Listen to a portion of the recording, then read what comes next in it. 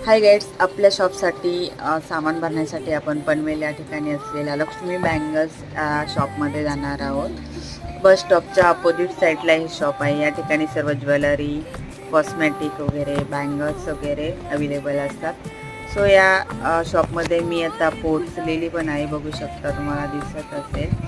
शॉपमध्ये पोहोचलेले आहे आणि हे जी मला हवं होतं ते सर्व ज्वेलरी अँड बँगल्स सर्वच सामान मी काढलेलं आहे। आणि आता हा भैया याचं पॅकिंग करून देतो, खूप लाजतोय तो भैया।